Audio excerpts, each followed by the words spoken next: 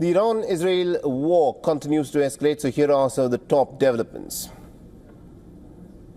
There are some fresh Iranian missile strikes that lit up the night sky, and these were some of the images that were captured from over Ramallah in Palestinian-occupied West Bank.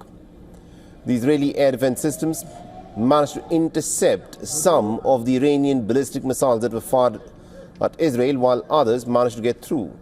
The projectiles were seen in the sky as the sirens rang out after midnight.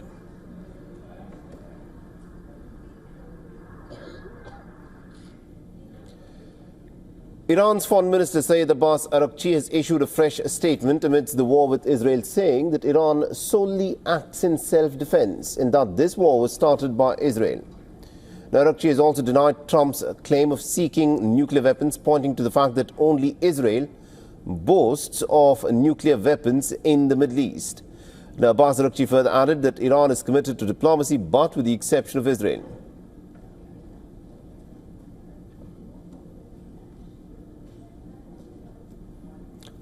Russian President Vladimir Putin has called for bilateral negotiations between Iran and Israel to resolve the tensions. Putin has called for ensuring Iran's nuclear interests and resolving Israel's security threats, while urging the United States to not strike Iran. Now, Putin has said that Iran has not reached out for any military help so far.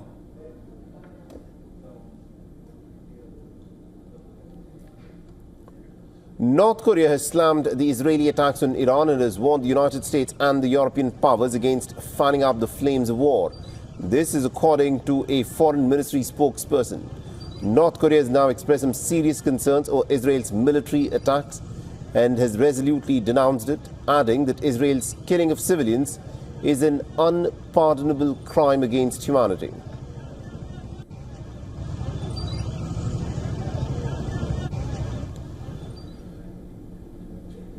And Iran's foreign ministry has summoned the Swiss ambassador, who represents the U.S. interest in the Islamic Republic, over recent remarks by the American President Donald Trump. The Iranian statement said that following the irresponsible and the threatening statements of the American president, the Swiss ambassador, as the guardian of this country's interests in Tehran, was summoned to the Ministry of Foreign Affairs. Now, Trump had earlier said that the United States had the capability to, quote-unquote, take out Khamenei. Now, Iran was in a near-total national internet blackout, according to the London-based watchdog NetBlocks. Iran announced last week that it was placing some temporary restrictions on the internet, with the communications ministry saying that heavier limits were being imposed due to Israel's quote-unquote abuse of the country's communication network for military purposes. Now, France is also planning, along with European partners, to suggest a negotiated solution to end the conflict between Iran and Israel. The country's presidency said after President Emmanuel Macron chaired a National Security Council meeting without giving details on the nature of the plan. The French presidency said in a statement that Macron at the meeting had ordered Foreign Minister Jean-Noel Barrot to draw up in the coming days an initiative with close European partners that would propose a demanding negotiated settlement to put an end to the conflict.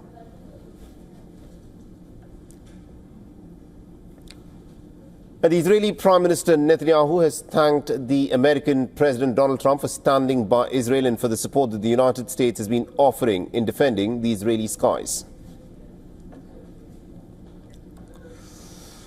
All right, now joining us on the broadcast, we have got Mr. Edward P. Joseph, who's a lecturer at the Johns Hopkins University School of Advanced International Studies and foreign policy analyst. Mr. Joseph, thank you very much indeed for joining us here on WION. Good to be with you, Mohammed. Please. Right, so it is day 6 of the war, and Donald Trump a little while back said that he's still not made up his mind as to what his future course of action would be, whether he would join in the war or stay out of it. What do you think is making the American president indecisive, considering that it is day 6 of the war? Yes, Mohammed, you're absolutely right. And the way I would characterize this is Donald Trump is quite certain about the value of his uncertainty. So we do not see President Trump in any sort of state of anxiety or concern or pressure. He seems to be quite aware of the fact that everyone wants to know what his decision is going to be. And he said that, and he stated very clearly, nobody knows what I'm going to do. And he seems very comfortable in this situation of uncertainty where everyone is trying to guess precisely what he's going to do. And he seems to be aware that he can exploit that uncertainty. And so at one point, actually suggests that he's going to potentially go after the life of the supreme leader, Ayatollah Khamenei. And at another point, suggesting that the door is still open to diplomacy. So we see Donald Trump trying to exploit the fact that his moves are unpredictable, and he's quite aware that everyone wants to know what he will do. Please. Interesting. Now, another statement that Donald Trump, of course, made while he was talking to the reporters is that he does not care what Tulsi Gabbard actually has to say. Tulsi Gabbard is the head of intelligence as part of Donald Trump's cabinet. It is she who briefs him every single day about the intelligence inputs that she gets. With that being the case, Donald Trump has now come forth and said that he believes that Iran is was very close to acquiring a nuclear weapon, while Tulsi Gabbard, in her assessment, has said that Iran was nowhere close to getting a nuclear weapon. If Donald Trump is not listening to Tulsi Gabbard for intelligence inputs, who is he listening to? Mohammed, it's really not that big of a difference here. It's really a question of how one formally expresses Iranian intentions. Already, we know that Iran, according to the IAEA, has enriched uranium not just to 60%, which, by the way, is enough already for a crude nuclear device. We should state that for your viewers. Already, at 60% enrichment, it's enough for a crude nuclear device.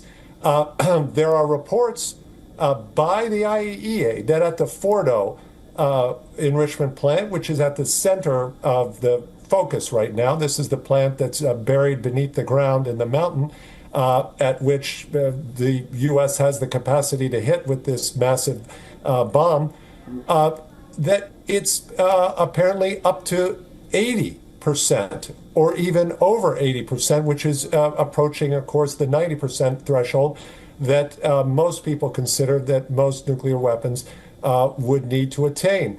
So when Tulsi Gabbard says, well, Iran doesn't have now the capacity or doesn't have the intention, that's a formalized interpretation.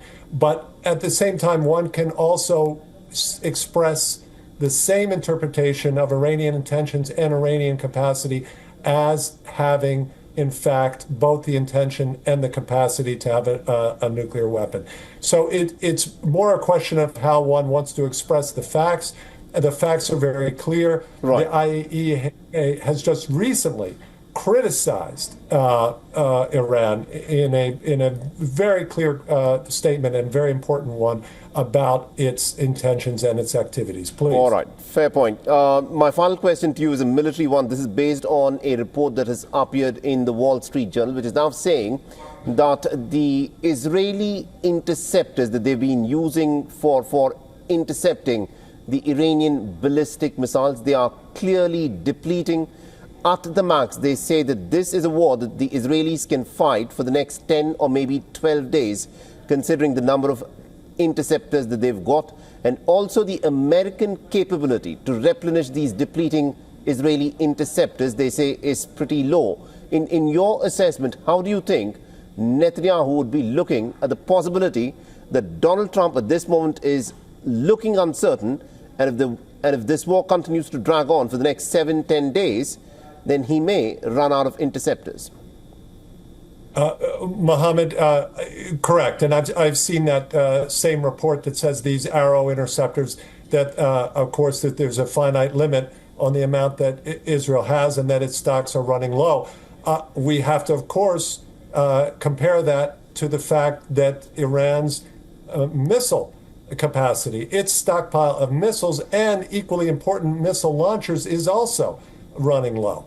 So we really have this equilibration here. If we look at this conflict, if it moves towards a war of attrition, on the one side the interceptors and on the other side the Iranian missiles and launchers, both are depleted. And we know that because, of course, Iran's missile barrages that it's sending towards Israel had been significantly decreased. You're absolutely right, Mohammed. And of course, that raises the effectiveness of those interceptors that Israel still retains. Please. All right. We'll have to leave it there. Thank you very much indeed, Mr. Edward P. Joseph, for joining us with that perspective there. You're welcome.